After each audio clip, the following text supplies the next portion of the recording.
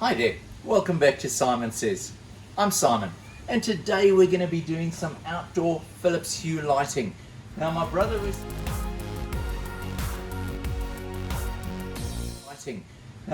recently installed these in Seattle, and he was really impressed with both the quality and the ease of installation and setup, and they easily integrate into the Home Assistant for full automation.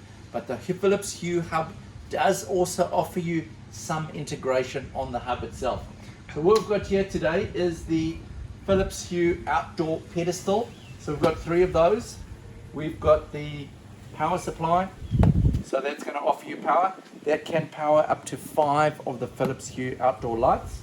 We've also got one of these, which is the spotlight. So that one is really good if you want to light upwards towards trees. We've got the Phillips Hue hub, which is really important to connect everything into your Wi-Fi and to allow you to control them both locally and from when you're away. And you can also set up automations with the system.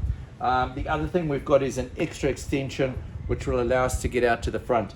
Now, one of the things we came up with today when we went out looking for these, there were some shortages. So really good to phone around first and find out what you need and who's got it before you actually go shopping. Otherwise, like us, you spend all your time dashing around to all the different shops. So the only thing we haven't been able to get today is the Phillips Hue outdoor sensor, which is really good to add on the later stage because that offers you movement detection. So if someone walks in, it can switch the lights on and off, but it also offers you a light sensor. So you can allow that to switch it on at sunset, switch it off at sunrise, and it also gives you temperature and humidity as well. So let's have a look out. So it's pretty warm here this afternoon, so got to get the beer out. Okay, so let's show you how this works. So this is your first pot. So you've got your power supply. So we're going to plug this in. There's an outdoor power supply just on the side of the spa there. So that goes in there. And then we've got our waterproof connections over here. So what we're going to do, we're going to take the first extension cable, and if you have a look at this, there's a right and a wrong way that this goes in. So it's got a little wider part there which fits into the wider part there, and you then just screw that up, and that gives you a really good watertight connection. So we go along with our extension, and then we've got one of these junction points. So we're now going to connect the junction point. So we just take the little cap off there. Once again, line it up and connect your junction point, and just screw that up nice and tightly. And then you bring your next extension and you plug that in on the other side of the extension. Oh, that's the wrong way around. Make sure you have the right way around. We've got a male and a female. So you click that in there. Once again, screw it up. And then the first one we're going to be attaching here is the bollard. Now these lights all come with a spike, which you can basically just screw on the bottom there, which will allow you to mount it into the ground.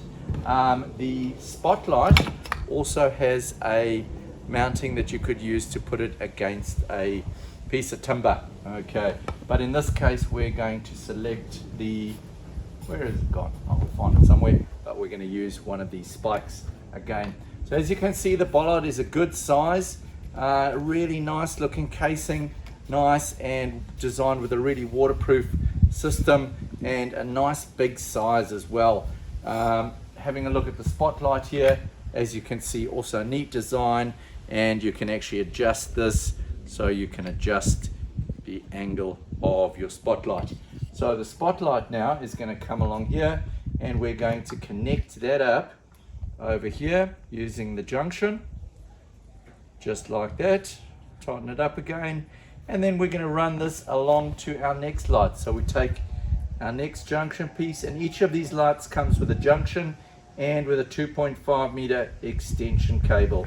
So once again, just get your correct side, connect that up, and there we go. So now we can just place these all the way along here, then we can plug them in. Then I'll show you how to connect the Hue hub, and we will then download the app, and then we'll be able to actually start playing with the lights. So as you can see, we've got the outdoor plug over here behind the spa, And we've got the Phillips transformer over there, or power supply. Then we've got that coming up, going along here, and we've got our first bollard installed there, going along here. We've got another one over here. Richard's busy sorting the stones out. And then we've got another one, and then we've got our spot all ready to illuminate this beautiful palm tree. So now we've got the Phillips Hue hub. Now ideally, the Phillips Hue hub should be plugged in using your Cat5 cable directly into your router to give you the best performance. So it comes with its own power adapter. So we'll plug that in there, plug that into the wall, and then we'll take the Cat5 cable that comes out of the box. We plug that into one of our plugs on the router, and we plug the other one into the back of the Hue hub, and then we can turn that on, ready to go. So what you need to do is download the Philips Hue app and get started. So just accept the terms of use and continue. And yes to continue. And if you want them to allow you to reach out, great, they might tell you some good things. And let's get started.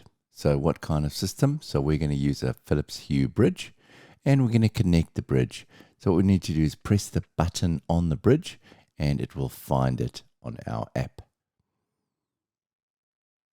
So once this is done, it will now start connecting to the bridge, and our bridge needs updating because it was the first time we were using it.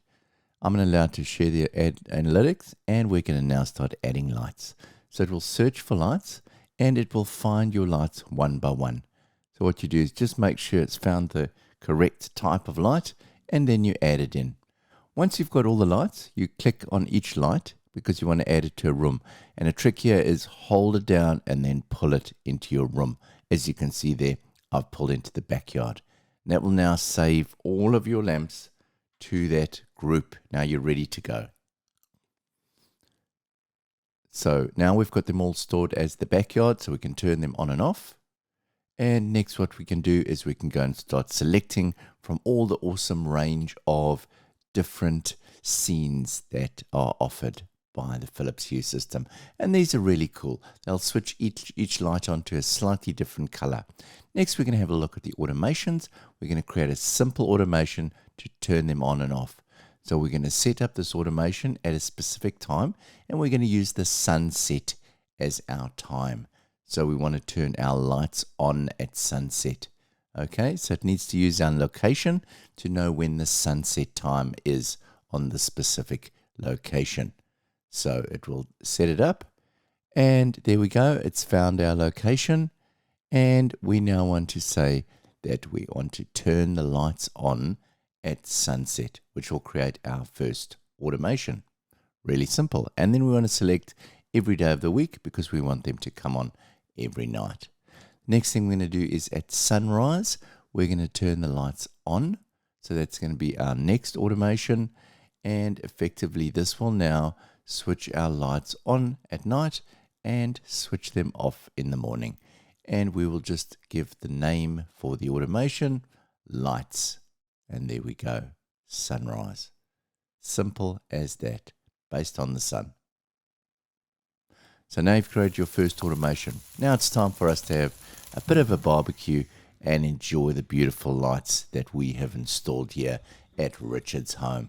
As you can see, we've got 1, 2, 3 bollards and a spot. That's all for now. Have a great week.